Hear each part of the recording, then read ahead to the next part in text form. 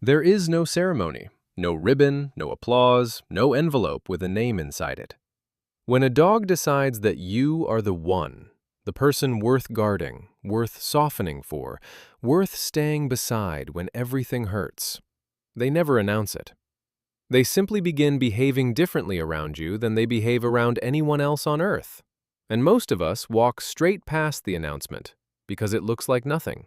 A shifted body, a dropped toy, a paw left in an open hand. But biology doesn't waste gestures. Every one of these behaviors costs a dog something: safety, comfort, instinct, resources. And an animal only pays those costs for someone it has already decided to pay them for. Tonight we're reading 7 of them. 7 signals that a dog is not merely tolerating you, or feeding from you, or living in your house. 7 signals that you have been chosen. Stay through the 7th. It's the one that looks the most ordinary. A chewed-up piece of junk dropped at your feet. And it is, quietly, the most extreme thing a dog can do. 1. The exposed belly. Start with the gesture everyone thinks they already understand. A dog rolls over. We laugh. We reach down. We scratch. We move on with our day. And in doing so, we miss the most anatomically reckless thing a mammal can do in the presence of another creature. Consider what's under that skin. No ribs, no plating, no muscle wall of any real thickness. Every organ a predator would go for sits directly beneath a thin layer of fur and belly. Evolution armored the spine and left the underside open, which is exactly why a threatened animal curls inward and why a dying one does not. To turn that surface upward is to hand over the argument before it starts. So the role is never casual. But, and this is where most people get it wrong, it isn't always affection either. Watch the details, because there are 2 completely different messages wearing the same shape. The first is fear. The body is stiff, the tail is clamped, the head turns away, the eyes go wide and white at the corners, the lips pull back into a tight, appeasing grimace. That dog is not relaxing. That dog is negotiating. It is saying, "Please don't," and it is bracing for what happens next. The second is something else entirely. The spine goes loose. One back leg drops open, then the other.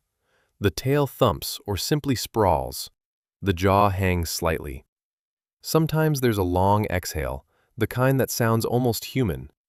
And crucially, the dog stays. Nobody is negotiating. Nobody is bracing. The animal has run its threat assessment, found nothing, and switched the alarm off. Attachment researchers have a name for this pattern. They call it a secure base. The same architecture you see in a small child who explores a strange room and keeps glancing back, not to check if the parent is angry, but to confirm the parent is still there. Security isn't obedience. It doesn't come from being the boss. It comes from being predictable. From 1,000 small moments where the dog braced for something bad and nothing bad arrived. That is what's actually happening when your dog flops over in the middle of the kitchen floor and waits. They're not asking for a scratch. They're telling you the alarm has been off for a long time now. 2. The sentry position. Here's one that feels, at first, like a small rejection. It's late. Your dog jumps onto the bed, turns a circle, another circle, and settles. But not into you. Their spine presses against your leg and their head swings away, toward the hallway, toward the door. They're facing the room, facing out. You wanted the curled-up, nose-in-your-neck version.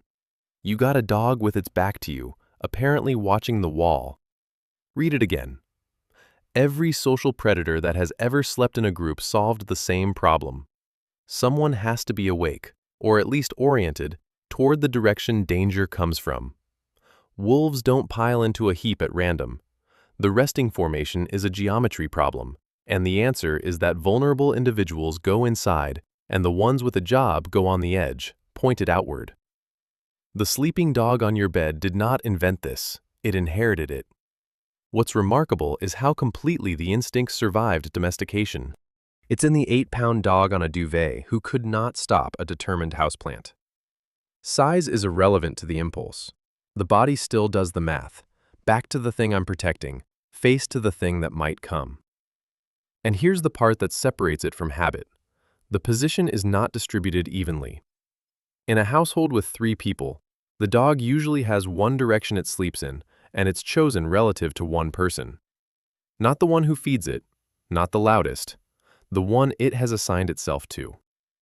Watch it long enough, and you'll notice the dog reorients when that person moves and doesn't bother when anyone else does. That grunt they let out as they settle? That's not comfort. That's a shift beginning. So when your dog turns its back on you tonight, understand exactly what it's decided. It isn't distance. It's a post. 3. The held hand. This one alarms people, and it shouldn't. Your dog takes your hand into their mouth. Not a lick, not a nip, the whole hand, held between the teeth. And then nothing happens. No pressure, no growl, just warmth and a strange, deliberate stillness. Owners often flinch. Some correct it. Almost everyone misreads it. To understand what you're being handed, go back to the litter. Puppies come into the world with no vocabulary and one tool, the mouth. They test everything with it. Siblings, mother, floor, ears, and within weeks they learn the single most consequential lesson of their social lives. It's called bite inhibition, and it's taught by consequence. A puppy clamps too hard, and the sibling yelps and quits. The game ends. Do it again, and it ends again. Very quickly, the puppy learns that force costs company, and it begins calibrating, not just how hard, but how hard for this particular individual, in this particular moment. It's a whole regulatory system, learned before their eyes are fully sharp. By adulthood, a dog's jaw is an instrument of enormous force with an absurdly fine dial on it. They know precisely where damage begins. They know precisely where you stop being comfortable. And when a grown dog closes its mouth on your hand at a fraction of a percent of what it has available, that is not restraint by accident. That is a calculation performed in your favor, in real time. The message is almost embarrassingly direct. I know what I'm capable of. I'm holding it. With you, I don't have to be careful, so I'm being gentle instead. And they don't hand this to strangers. They don't take the mail carrier's hand in their mouth. The behavior is reserved, and it's reserved for a very short list. If your name is on it, you've been led into the oldest game they know. 4. The ears, the nose. Most affection from a dog is public. The hand lick, the face swipe at the door, those are handed out fairly freely. Then there's the other kind. Some dogs go for the ear, some go for the nose, and these are not random landing spots. They're the 2 most defended pieces of real estate on your body. They're where you flinch. They're where you turn your head away. To reach them, a dog has to enter the last few centimeters of space that humans instinctively protect, and stay there while you decide whether to allow it. Watch a bonded pair of canids and you'll see the same targeting. Muzzle nudging, ear mouthing, close quarters grooming, these are not distributed across the group. They cluster tightly around the individuals with the strongest ties. The ritual is old, and it is not generous. It's specific. There's also more information moving in that moment than we tend to imagine. A dog's olfactory system operates at concentrations we can barely instrument, parts per trillion, on receptor counts that dwarf ours by orders of magnitude. Researchers who study canine cognition, Alexandra Horowitz among the most prominent, have spent careers making the same argument. The dog is not living in our world with a better nose attached. It's living in a parallel world made of chemistry, and it's reading us constantly. So when they come to your ear, they're not only being affectionate, they're sampling. Skin chemistry, sweat composition, whatever your body is doing that you haven't noticed yet. They return to the same place repeatedly because that place is a signature, the concentrated, unmistakable smell of you. There's even a directional wrinkle. Canine brains are lateralized, like ours. Approach behavior tends to skew depending on emotional valence. one side associated with calm engagement, the other with vigilance and alarm. Which side your dog reaches for is, at minimum, not noise. Either way, it's chosen. It's close. And it's a sentence that translates roughly as, I'll let you be this near to me, and I'll be this near to you. And neither of us has to check. 5. The surrendered paw. Try this and watch honestly. Take your dog's paw, really take it, hold it. Most dogs pull back. Some tuck the foot away and give you a look. A lot of owners read this as fussiness or bad training. It's neither.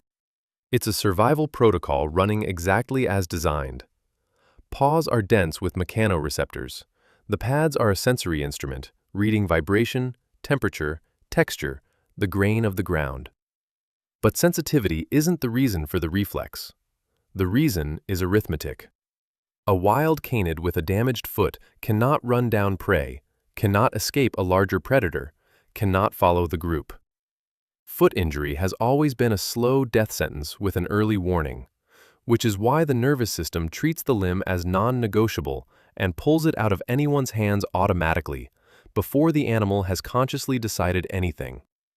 Now hold that in mind and look at what happens in your living room. Your dog extends the paw, or lies still while you work a clipper across a nail, or lets you dig mud out from between the pads. The reflex is firing, the instruction is withdraw, and the dog overrides it, not once, but for as long as you need. That is an animal choosing your judgment over its own hardware, and the choice is granular. A dog will often permit one person to do this and no one else.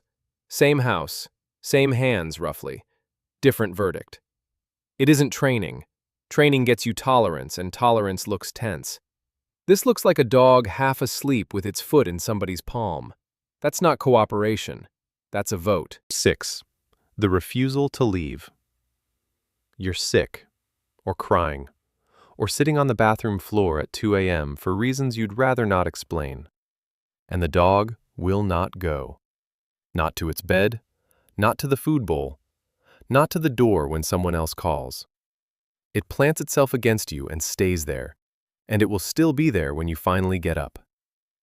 The instinct has been put under laboratory conditions.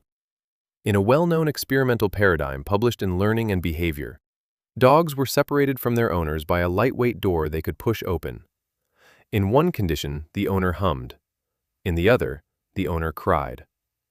What the researchers measured wasn't just whether the dogs opened the door, it was their stress while doing it. The distressed dogs were themselves distressed. Some froze entirely, too overwhelmed to act. But among those who could act, the crying condition produced faster openings. The ones who got through weren't the calmest. They were the ones whose distress hadn't yet swamped their ability to move. That's an important detail, and it's more moving than the simple version. This isn't a dog casually strolling over to comfort you. This is an animal that is upset because you are upset, pushing through its own alarm to get to the source of it. Outside the lab, it shows up as headlines: dogs going through glass, dogs in front of traffic, dogs refusing to leave a collapsed body until someone comes. It also shows up, far more often, as nothing anyone will ever record. A chin on a knee. A body wedged against a bathroom door. A dog lying on the floor of a room it isn't allowed in because you're in it. No command produces this. No treat trains it. There is no reward schedule that generates an animal willing to be miserable on your behalf. That comes from attachment, and attachment cannot be purchased. 7. The treasure. And now the one that looks like nothing at all. A wet tennis ball dropped on your thigh. A toy that hasn't had a recognizable shape since last spring. A stick. A sock. Junk. Obviously junk. Except, think about what a dog actually owns. Almost nothing. Their entire estate is 2 or 3 objects, and they didn't buy them, can't replace them, and cannot explain to you why that one and not the identical one beside it. For an animal descended from creatures whose survival ran on resource control, possession is not a game. Guarding is the default setting. It's why the dog food bowl is a flashpoint. It's why two dogs in one house will fight over a toy neither of them wanted 5 minutes ago. Now watch the same dog carry that guarded object across the room and place it in your lap. The instinct says hold. The dog says no. That's the entire event, and it's enormous.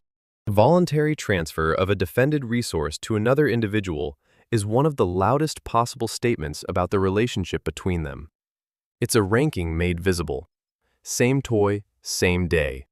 Teeth for the other dog, an open mouth for you. And it gets stranger and better. Often the offering isn't a toy at all.